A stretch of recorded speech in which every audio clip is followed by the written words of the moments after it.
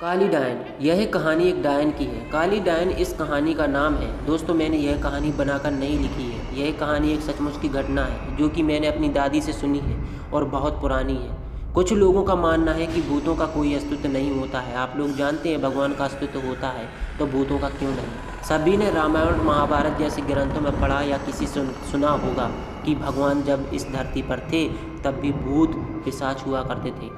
भगवान निराकार है। निराकार का अर्थ होता है जिसका कोई आकार नहीं होता। जो लोग जिस रूप में भगवान को पूजते हैं, भगवान उसी रूप में उसे दिखाई देते हैं। तो प्रेम से बोलिए भक्त और भगवान की जय। और समय व्यर्थ ना करते हुए मैं आपको अपनी कहानी की ओर ले चलता हूँ। बहुत पुरानी बात है। तब पानी के ज़्यादा साधन नहीं हुआ करते। लोग कुएं, बावड़ी, तालाब आदि से पानी पिया करते थे। तो यह कहानी भी एक तालाब की है जो कि उस काली डायन के जादू से अमृत से जहर बन गया था। यह डायन कैसे बनी, कैसे इस तालाब का पानी विष बन गया, मैं यह कहानी आपको बताता हूँ। एक गांव में एक औरत के कोई बच्चा नहीं था। वह गांव की मुखिया की पत्नी थी। उसके शादी को काफ़ी समय हो गया था। सब लोग उसे बांझ कहा करते थे। सारे गांव वाले उसका मुँह भी नहीं देखना चाहते थे। कहते थे कि इसका मुँह देख लिया तो पूरा दिन बेकार चला जाएगा। पर मुखिया की पत्नी थी, इसलिए लोग थोड़ी बहुत बातचीत कर लिया करते थे। एक दिन गांव में एक फ़कीर बाबा भिक्षा मांगते हुए आ पहुंचता है। तो वह बातों ही बातों में उनका हाथ देखने लग जाता है और कहता है, आपको बच्चा नहीं है ना। वह बोली, आपको कैसे पता चला। वह बोला, हम हस्तरेखा में निपुण हैं और हाथ देखकर यह बता सकते हैं कि क्या होने वाला है, क्या होगा। वह बोली, अच्छा तो यह बताओ कि मेरे बच्चे कब होंगे। तो उसने कहा, आपको भगवान ने बच्चा तो नहीं दिया, पर मैं एक रास्ता बताता हूँ, वह सुनो।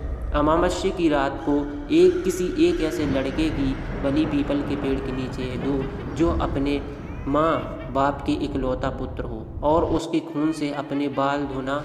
फिर कहना, ये प्यासी आत्माओं, यह बलि मेरी तरफ से स्वीकार करो और मुझे एक पुत्र दे दो। एक लोटे में उस कुएं का पानी भरकर उसमें उसके शरीर की 2 बूंद मिलाकर खुद पी लेना और उस लड़के के सिर के बाल अपनी साड़ी के गांठ में बांध के रखना।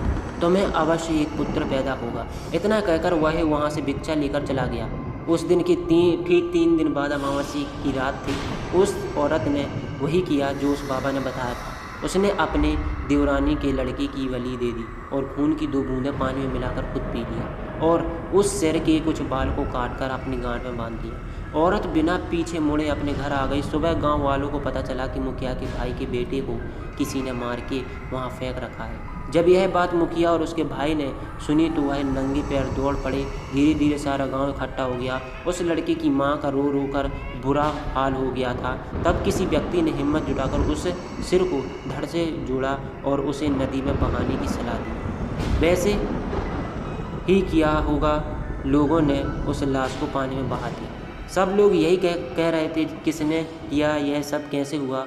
सब लोगों के लिए यह घटना चिंता का विषय बन गई थी।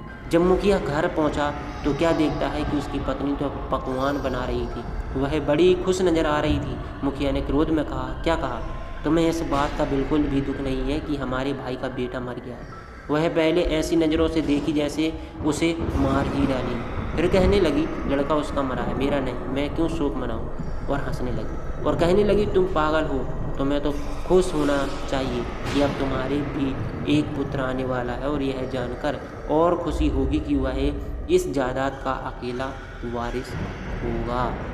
हाँ हाँ हाँ, वह फिर ऐसे हंसी। यह देखकर मुखिया से रहा नहीं गया और उसने जान से मारने के लिए तलवार उठाने चला गया।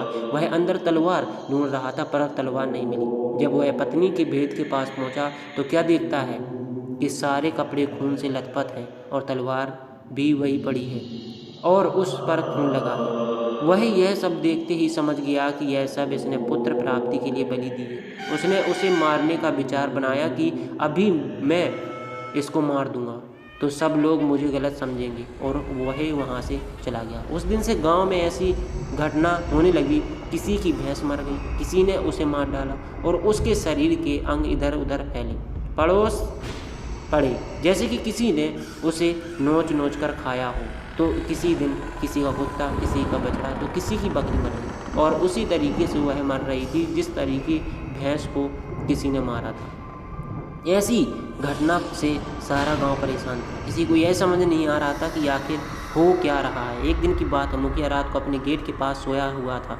आधी रात के समय उसे गेट खुलने की आवाज़ आई। वह जाग गया। उसने देखा कि एक औरत बाल बिखरे हुए आधी रात को बाहर चली जा रही है। देखने में तो ऐसा लग रहा था कि जैसे उसका कोई खींच कर ले जा रहा हो। भादों अगस्त की काली रात, चारों तरफ से आवाज़ें आ रही थीं, कहीं सियार तो कहीं कुत्ते भौंकते।